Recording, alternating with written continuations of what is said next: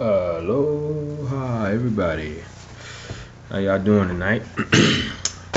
It's Lamech here from Insane Disappearances, and welcome once again to my channel where I discuss and talk about the mysterious, the creepy, and the outright mind-blowing disappearances of people who vanish in national parks, national forests, and urban and rural areas all across the globe. Uh, to get into some other things before I start with the story, I recently heard about a situation on Amazon. Now, I have mentioned this many times before that David Paulides, he um, sells his books on his website, which is like Canadian American, canamissing.com. He tells us all the time when he's on the radio, do not, and I repeat, do not go to Amazon because they hike up the prices. Where you paying almost $200 for certain books. I think when they first started coming out, they were like $200 a pop, but now they're like maybe $79, and you paying almost, that's like somewhere between 79 and 85 bucks for the book when you can get them for $35 on his website. I mean, the books are $21.95 on his website, so you can see the difference. Okay, but from what I heard, people are hacking into the accounts on Amazon, and they'll post up fake pages where they're supposedly selling stuff. And when you send your money, that's how they get it. That's how they steal your money, when you send it to them, to this particular address. So just be mindful and be careful about Amazon, because even though they have some good stuff on there, they also have a lot of hackers on there apparently.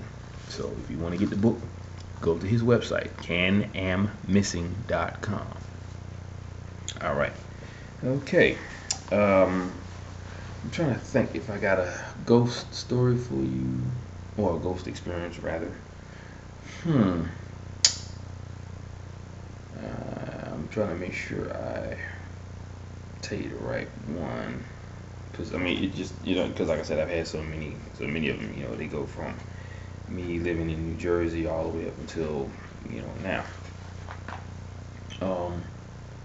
I think I might have mentioned one that I had when I was a little kid living in Brooklyn, where I was in the hall, like my nana had made a makeshift bed for me, and it was like right in front of the doorway leading out into a very long hallway that led all the way up to the front door leading outside. And there, I saw a man standing directly in front of the door, but all I could see was him wearing a white dress shirt, a short sleeve dress shirt, and he had his arms to his side, so he was just standing straight like this. And like I said, all I could see was the shirt. I couldn't see nothing else. And I told my mom that there's somebody, I mean not my mom, but my nana, that there was somebody standing in the hallway. So by the time I looked away and she walked over to the doorway, he wasn't there. He had disappeared. And she was like, "Boy, there ain't nobody out there." So that's my ghost experience at that place. And I've had a lot of other spooky situations happen in that house too. So it's a real old house. The house was actually built in 1884. The brownstone that we lived in. So it was a pretty old house, and it had a lot of the old interior on the walls, like this. Everything was the way it was when it was first built. And I looked it up on Zulu, and they completely remodeled that entire house. I mean, the old wallpaper and flooring was gone. Everything was completely gutted out and completely changed over. They modernized the entire house. So it was a big change, because I grew up in that house, and it had a lot of old charm to it. And you look at the wall, it had all that real old-fashioned, like 1884 wall designs. Had these little golden like designs embedded into the wallpaper. It was really nice, and it was home, but I gotta move on, right? But anyway, today's story. Excuse me. Sorry. Today's story. I got two of them for you. The first story is about a man named Thomas Callaway Latimore. This was in 1941. He disappeared around that time. He was an American naval officer. He was also the captain of the USS Dobbin, or Dobbins. And he was the 24th governor of American Samoa from April of 1934 to April 17th of 1934. So he served at least about a year as the governor. Now he served in the naval academy, well, in the USS Navy from 1910 to 1941. And 1941 is actually right around the time when he disappeared. Now, after he arrived in Oahu, which is my favorite place to go on my vacation, I go there every couple of years, like maybe every 2 years. That's like, that's a very beautiful place, and it helps you forget about all of your problems, all your troubles, your woes. And the scenery is incredible. The people are amazing, and the sights are just like breathtaking. It's a very spiritual place. But yeah, so he arrived in Oahu on April of 1941. Okay. Now he was known as the Quiet Man because he was a very, like I said, he was a very quiet guy. I don't say he kept. I guess you could say he kept to himself. He was real quiet, but he was a very quiet man. And this same quiet man enjoyed hiking in an undeveloped area of the Aiea mountain range. Okay. And I'm gonna tell you one thing about the mountain ranges in Hawaii. They're very sharp, and if you've been there, you know what I'm talking about. The mountain ranges are just like ridiculously rigid and sharp, and they're very beautiful. But I could never see myself climbing those mountains because it just looked so. Why am I looking orange? Give me 1 second. There we go. I just had to get up again, and it looks better now. But that place is looking at the area. The mountain ranges in those areas is very. I'm just saying it's very rigid. If you've ever seen the mountain ranges over there, it's crazy. They're very high, and they look like blades. Because they're very sharp at the tip. And I would never want to go up there. So, but I'll show you that later. But anyway, okay. So he's hiking in this area, and apparently he loves to hike. So after he got in there, the area that he went to overlooked Pearl Harbor, which is a very famous place, of course, if you already know. Now, soon after that, he had gotten an arm wound from a fall. I guess while he was hiking in that area, he probably tripped over some rocks and fell to the ground and probably hurt his arm. He probably hit his arm on a huge rock or something like that and bruised it up. Which is very common when you walk in areas like that, especially if you're walking on a very rigid mountain range like the Hawaiian mountains. So, but after that, when he received that arm wound, they cast the arm up for a while, and by July of, let's see, oops, wait on that, no, that's the wrong one. Sorry. Let me get back on track here. Okay.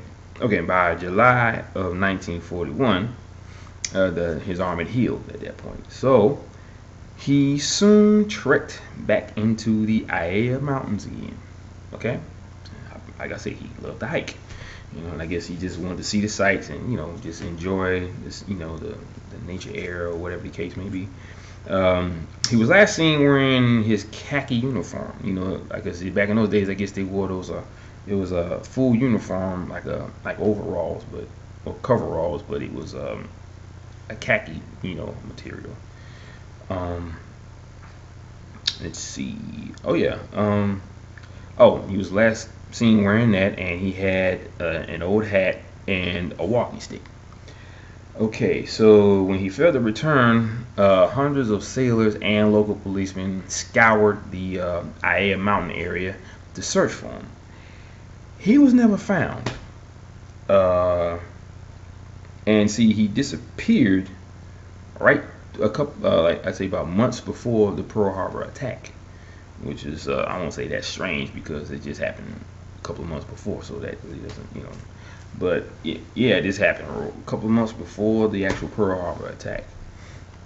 But his disappearance was never explained, and I think it was basically shrouded in the Pearl Harbor coverage. So after that happened, I guess they just threw it to the side for a while. But in July of 1942, July 19th, 1942, he was actually legally declared dead at that point because they never found him. Even when they were looking for him, he was never found. And what probably happened was when he disappeared, there was no trace of him whatsoever, and the fact that he disappeared the way he did probably didn't leave any evidence to say he was even in the area. So they just knew he was going in there, and somehow he disappeared. Now, theory-wise, there is talk about people disappearing in Hawaii. There's not many stories, and what stories that are available are the folkloric legends of Hawaii, like night marchers who march through certain areas to look for descendants of the Hawaiian royalty or actual Polynesian descendants. The legend goes, again, that if you were to be in the way of their path and they see you, you will be left marked for dead, especially if you're not a Polynesian descendant or a descendant of royalty. Now, if you see them before they see you, you're supposed to strip naked and bury your head in the sand. Now, also in the Hawaiian legends of the night marchers, and well, this rule came from King Kamehameha himself. He says that you would have to strip down naked and walk and crawl around like an animal and smell like one. I guess you have to throw dirt on your body, and that's just a sign of respect for him. I guess I don't know. That's kind of weird if you ask me, but that's the rule. But yeah, so in a situation like that, like I said, there's a lot of talk about people that disappeared in Hawaii, but it's not many. I've heard of a young man who was in, I forgot what part of Hawaii. It might have been in Oahu, it could have been in Maui, I'm not sure, but he disappeared too. He was in the mountains of Hawaii, and he was never found. So when you're dealing with situations like that has a lot of legendary history to it, and it's very mysterious history, people tend to disappear in very mysterious ways. They just vanish. They poof and they're gone.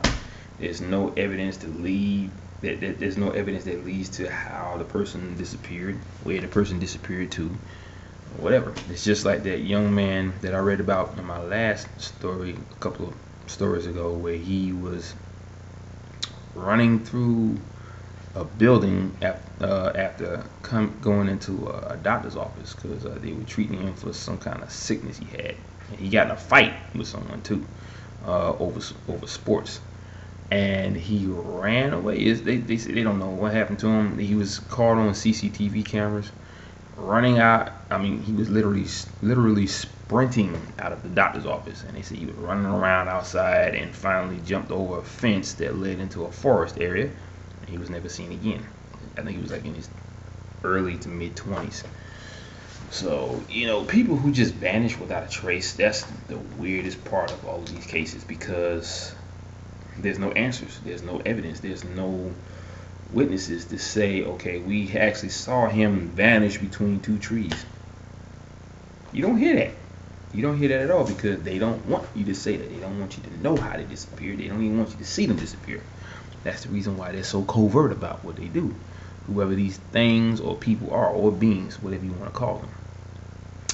But like I said, this is very strange, people. I don't know what's going on, but I would sure love to find out. And people would say, I'm pretty sure they would say, or the government would say, if we did tell you, you would never be able to fathom exactly, who they are and why they're doing what they're doing. I was like, try me. You'd be surprised, because I am very much into the unknown. I'm very much into the mysterious and everything else that goes along with it. So if you tell me, I'm gonna believe it. If it sounds credible, I'm gonna believe it. Even if it don't, I'm still gonna believe it because I know that there's an unknown factor out there, that we are not aware of because the government did not put Earth history in the school system. Now, had they done that, we would know everything there is to know about our own planet. How is it that we lived here all our lives, was born and raised here on this planet, but we know nothing about our own planet? That's just like buying a house and not knowing who lived in it before you or who built the house, how long it's been standing, especially if you bought an old house, that was already built, or for a close home.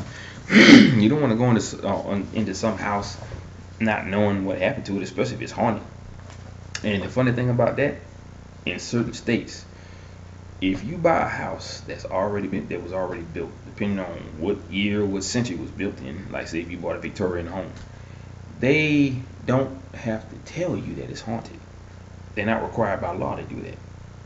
And I think that is just the weirdest thing. If you're gonna be selling a house and you know it's haunted, and these innocent people are moving into it, and you know it has history, and people have ran out of the house and left it standing, why would you not want to say something to those people?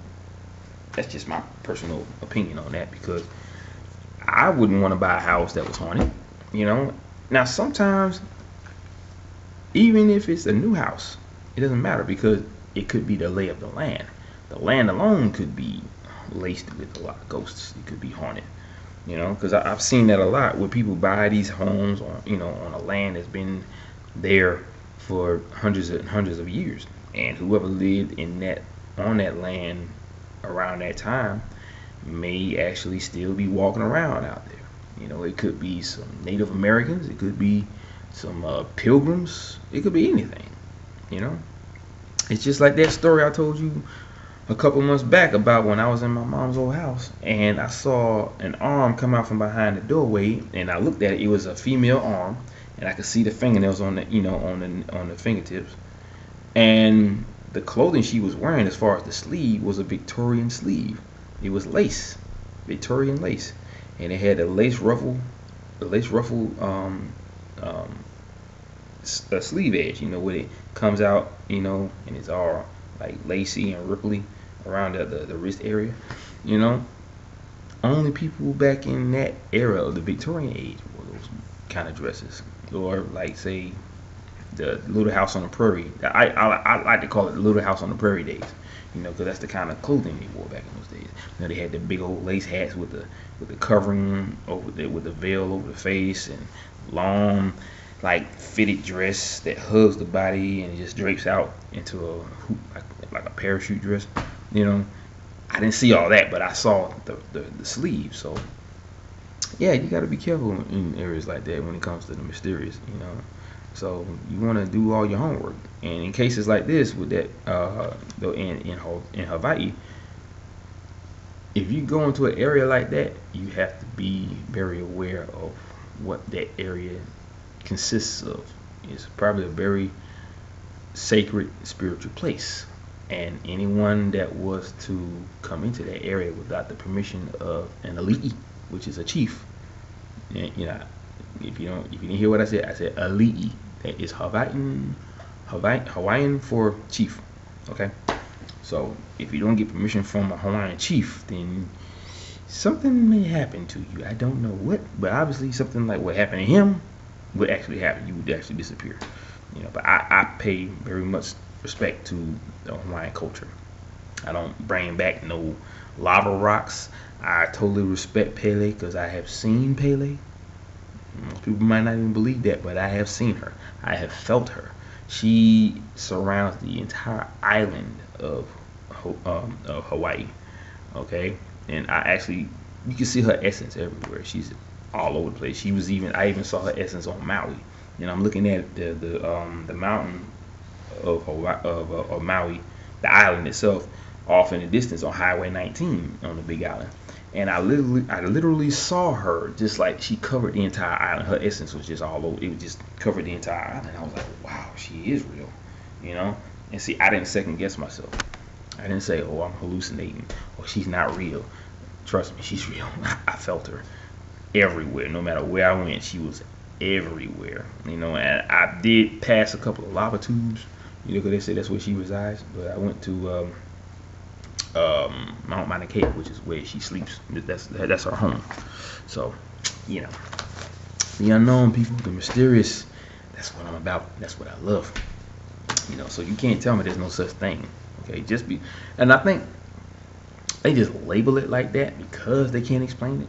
But that is reality. The unknown is reality. The things that happen to these people is reality. But just because you can't explain it don't mean it's not real. So people they let go of that scenario and say they were kidnapped or abducted. But by what? Not by who, but by what? And even if it is a who, they're not from here. They're not. But anyway, okay, this next story is going to be about Matthew Sloan.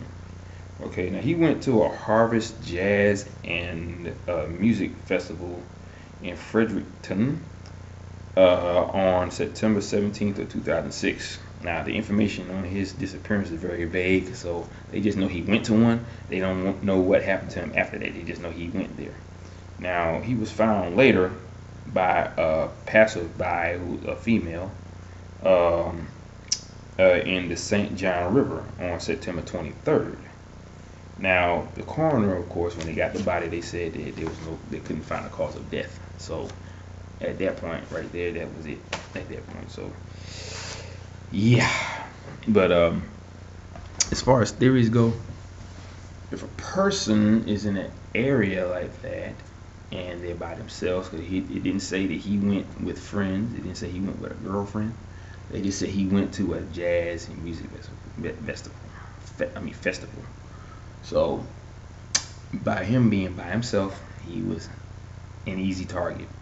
And that's who they always take. They take the person that's always alone. They take the person who always wants to walk away from a group. They take the person who has an ailment, like maybe they can't walk very well, they can't talk very well, or they can't talk at all. You know, but why they're doing this, why they're taking those people instead of the criminals. I mean, I wouldn't want the criminals to be taken either. I mean, they still human. You know, you got to give them that respect, right? But still, how is it that they're not taking them as well? They're just taking the weak and the sickly, and the ones that can't do for themselves. That makes no sense to me. I mean, at least, and even if they are able to handle themselves, they take the healthy, athletic ones. They take the hunters, you know, who are into that kind of sport, which I understand why they're taking them, because they disrespecting nature, and animals are a part of nature, right? I mean, I'm not a hunter. I'm not saying that I don't approve of hunting. I don't say that I do approve of it. No, or, well, I do or don't. I didn't say that, but obviously they don't like that. You are shooting at the creatures of nature, and they are not very happy about that, because it could be nature spirits that's doing this. It could be a lot of things, and that's the one thing about this whole situation. They are using techniques from all walks of culture on this planet, because think about it. You got all these different scenarios, and when you look at the evidence and look at the facts and look at the minutia of the data, you look at the profile that David Paulides collects or comes up with, And you start coming up with all these analogies, like night marchers, cryptid creatures, Bigfoot, Dogman, Mothman, all these types of creatures, and just different scenarios. Like, okay, just like the claw thing that David Paulides' son Ben Paulides came up with, where he said it's like a claw that comes down in those machines, picks up a toy of your choice, and it carries it to a different area and then drops it. You know, and that's kind of like what happens with these people when they turn up dead in a body of water. You know, it's never indicated that they were dragged somewhere or carried somewhere or even just dropped off from they were thrown out of a car or whatever. Excuse me. They never actually see tire tracks. They don't see footprints. They don't see nothing. They don't even see fingerprints on the body. So whatever it's doing is able to levitate a person and carry them to a certain place for a certain amount of days, and then they drop them off. And my whole take on that is that if we don't understand how these things can happen, we're never going to figure it out. We got to stop saying, oh, that's not real, or that's I don't believe in that stuff. You're gonna have to get away from that, because if you don't, you're never gonna find out what happened to your significant other. You're not gonna find out what happened to your son, your daughter, your brother, your grandfather, whatever the case may be. You know, like I said, the unknown, the unexplained, and the mysterious is all real. It is, and it's a part of this earth. It is fact. It is what's doing all this. So if we can sit there and look at the evidence and come up with these crazy ideas, you've already solved it. You've already solved the problem. The other problem, or the catch, is getting other people to believe that that's what happened. That's the hardest sell in all of this. We can't get other people to believe in these things because it's just so out there. It's not logical. You know, the illogical plays a very big part in all of these disappearances. And people who can't see that are the ones that are going to fall to the wayside. They're going to be blind for the rest of their lives. Okay, now if a young boy is in a trailer home, okay, and he's in there asleep with his sister and his cat, then all of a sudden the parents hear something, they hear him scream, and then after that he's gone and he's never found. Now they weren't that far away, but yet something came in there, scared him, it took him, and they disappeared. They either walked through some sort of dimensional portal, or they just vanished from sight. Now the door was open, so obviously they either opened up the door on purpose, just so it looked like somebody came in and took him. But they leave very weird evidence, even if it's just one piece of evidence, and that would be that door being open. That's it. He was just gone. Now, another problem. How is it that the daughter and the cat never woke up? If he screamed and the parents heard him from like maybe a couple of feet away, and he ran back, how is it by him being inside the camper with the sister and the cat not hear it? How is that? Sound is always non-existent when it comes to these disappearances. Just like the Christopher Tompkins case. When he disappeared, directly behind his crew, they never heard him scream. They never heard him get taken. They didn't hear him being thrown into the fence, you know. But yet they find his boot dangling from a barbed wire on the fence. So obviously he was lifted up in an abrupt manner and carried over that fence or through something. I don't know. I just know that it was enough force for him to come out of his shoes. And yet they found his other shoe inside the property near a swamp. Weird, very weird. They actually had a picture of his boot dangling from this darn fence. Okay, but there was no sign of him whatsoever. The only thing they found was a pile of change on the ground where he should have been, but he wasn't there. So Mysterious disappearances, people. It just, this whole situation, it just drives me nuts because I hate not being able to figure out or to know what really happened, even though I know what happened. It tells you right there, the person just vanished, but they don't want to hear that word. You know, they'll cover that up in a hot minute. The press won't even print that for some reason, because obviously that's not what they would call a good story or good reporting. I'm like, man, please, if it's something weird, you need to report it. That's just a given. But I can go on all day about these theories about what happened to these people. You know, I can talk about this all day because that's just what I love to do. That's why I have this channel. But the only problem in all of this is people not having the faith to believe that all of this stuff is actually happening or is real. Okay? They ignore the evidence and say, I know my son was kidnapped. I know my daughter was abducted. Okay, now I'm not saying that don't happen. Children are abducted, I can't even talk, are abducted every single day. And if not every day, every year at least. And some of them are found months and months later, sometimes years later. Some of them are never found, or some of them are dead, you know, by the hands of their, you know, abductee. You know, and that alone is sad. But when you look at the other side of the abductions, and people just vanish without a trace, like Dior Kuntz, little Dior, how he just vanished from sight right next to his grandfather, and all he did was look this way for a second and look back, and he just disappeared. You know, I mean, what does that? A bear doesn't do that. A kidnapper doesn't do that. A pedophile doesn't do that, because if he's in an area where there's a lot of people, how is he going to be able to get away with what he got away with, or is trying to get away with? You know, he grabbed the child. The child is kicking and screaming. And he's crying. You're going to hear him over his mouth going like this. You're going to hear that. You're going to hear him kicking and screaming, because he's going to be hitting the ground. Dirt's going to be flying up in the air. You know, and he didn't drown in the river, or in that lake, that is.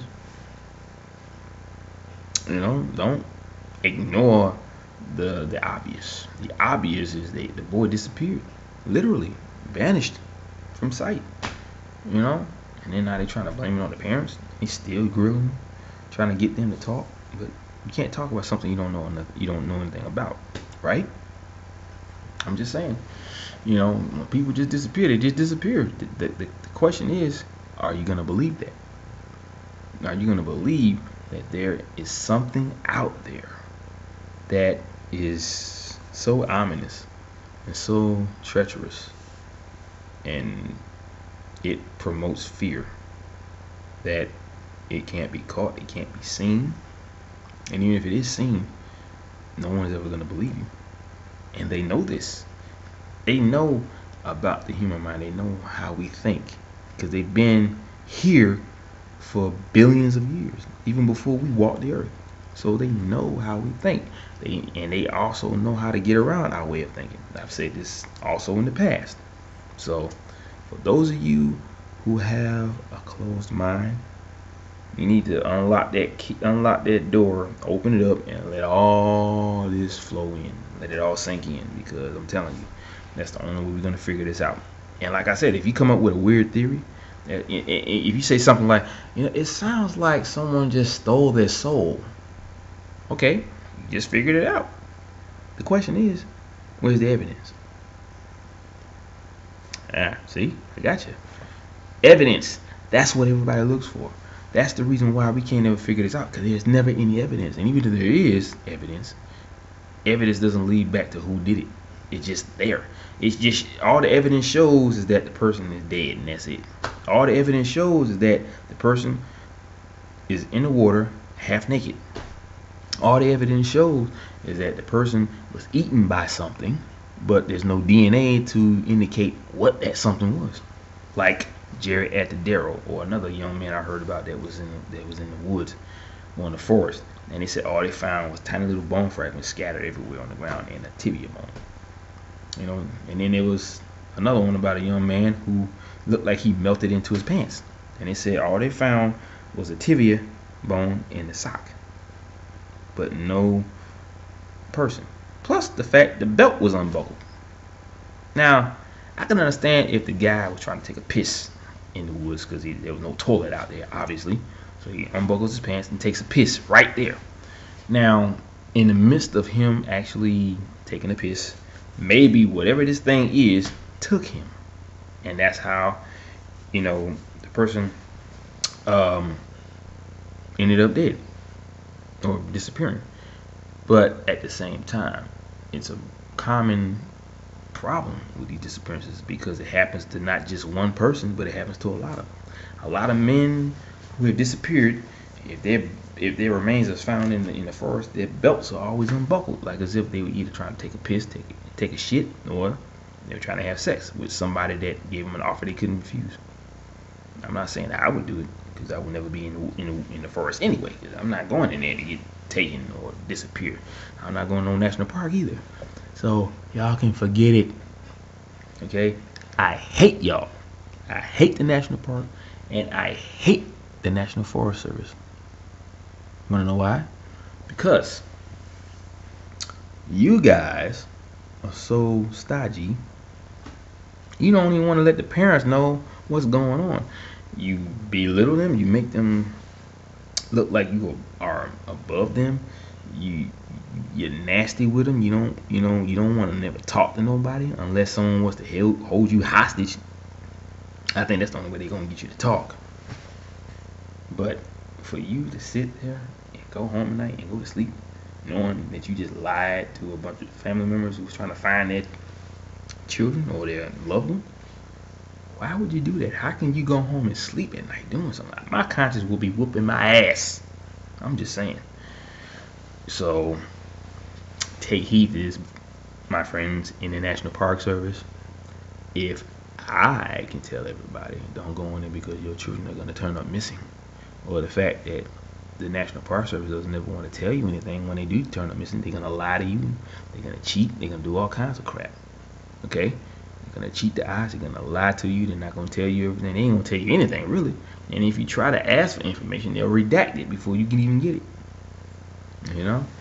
So it is a very huge conundrum when it comes to all these disappearances, and it all falls back to the National Park Service and the National Forest. It's just I hate the Forest Service and I hate the national parks. I would never go there. I would never let my daughter go there. And if she did, there's going to be hell to pay if they don't start watching those kids, because you can't take your eyes off them for a second. Not saying they're going to be running all over the place, but in order to keep them safe, you have to keep them near you at all times. And that's going to feel kind of weird with the children because they're going to be like, why are they always around? Why I want to get away? I want to do this. I want to do that. If they knew why they're doing it, they probably wouldn't understand because they're kids, but still, or teenagers. But all I'm saying is, you got to open your mind, folks. Open your mind to a broader aspect of what's going on here. Open up your mind so you can realize that when you're looking at the evidence and looking at the facts and looking at the profile points tells you a story. It tells you what happened to that person. It tells you that something killed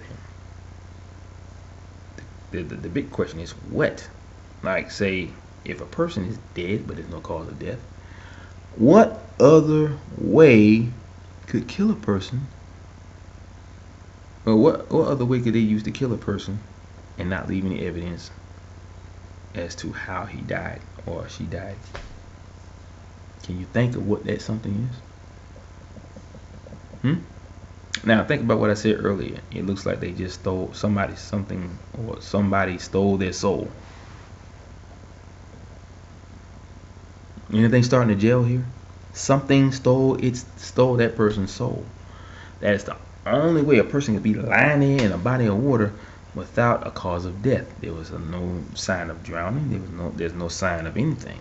No sign of puncture wounds, bullet holes, nothing. Now, if they were floating downstream and they hit their head on a rock, that's one thing, but it's not going to be a big hole in their head. It's going to be a big gash, and they're going to be bleeding hard from their head. But if they are found with hardly no clothes on, That means nothing but their pants, their boxers, and maybe their socks. Everything else is missing. Why is that? Who would take the time to do that? Just like the last person I talked about, where he didn't have on a shirt, and he had his underwear on and his socks, but the pants were missing. He had his socks and his shoes on.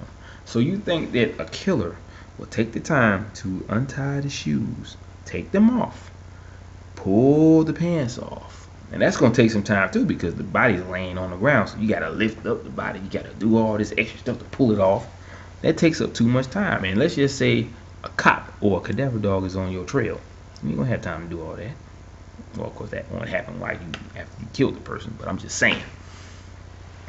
Do you think that a serial killer or killer alone would take the time out to untie both shoes, pull them off, pull the pants off, go through all that with all that shimmering and shaking just to get the pants off, and then put the shoes back on, tie the shoe up with the laces, and then just walk away? Do you really think that that person would take enough time to do that? Because also, in cases like that, the body is bone dry. So that means, how is it that you are bone dry and even the water? Now, George Knapp said something too about that. He said that you can't like drown on land, because obviously you were dead before you hit the water.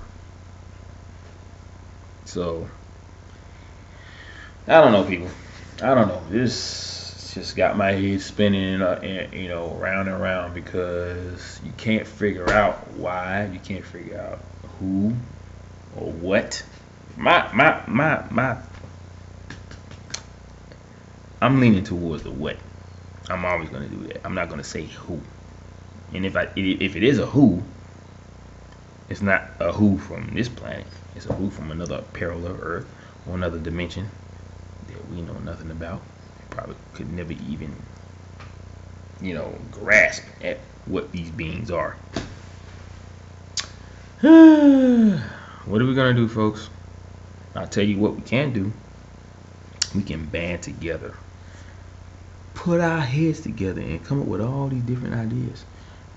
The question is, are people gonna believe it? They feel like they need evidence or proof to say that, okay, this is what happened. They're always going to think that. How can we open up their mind so they know that it doesn't take evidence for you to figure this out? The proof is right there in front of your face. The evidence is right there in his books.